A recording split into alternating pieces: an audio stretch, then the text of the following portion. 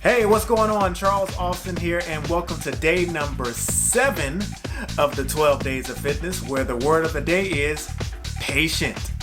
But before we jump in, make sure you hit that subscribe button that is right below, and go ahead and turn those notifications on so you can be alerted every time I make a new video.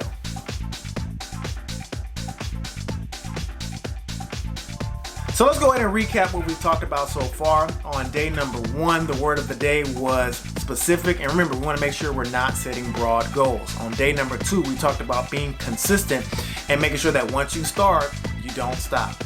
On day number 3, the word was fun. And you want to make sure that you're enjoying the foods that you're eating and the way that you're training.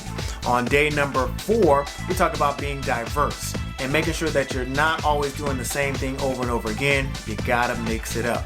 On day number 5, the word was measure, and you want to make sure your goals are those that you can actually track your progress on. And on day number 6, the word of the day was reality, and that way you want to make sure you're always setting goals that actually can be achieved. But let's go ahead and get into day 7, where again, the word of the day is patient. Oh, I'm here. I just wanted to know if you could actually be patient and wait for me to begin. But in all seriousness, I cannot stress the importance of patience enough. When it comes to changing your body, losing weight, gaining muscle, whatever it is, being patient is super important. So real quick, I just want you to think back to anything in your life that you've actually ever achieved that was worth achieving. For my parents out there, think about raising a child from birth all the way to graduating high school or even college. For my military folks out there, think about going through training and then learning new skills and getting promoted. It's a process. It takes time. What about graduating high school or college? Things like that.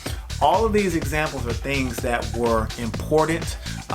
They were things that were worth achieving, but they didn't happen overnight. So it's important to be patient. And improving your health and fitness is no different. It takes time. So anybody who ever tells you that you can lose weight or change your body fast, they're flat out lying to you, and they just want your money.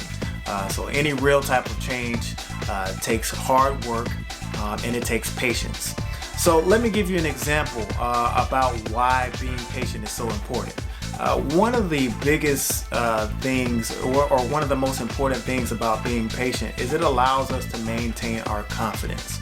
When we're impatient, it's the easiest way to just get rid of our confidence and make us quit. So as an example, one of the things I tell my clients to always make sure that they're not doing is becoming a scale watcher. And that's the person who hops on the scale every minute, every hour, every day, always checking to see how much weight have I lost? How much weight have I lost?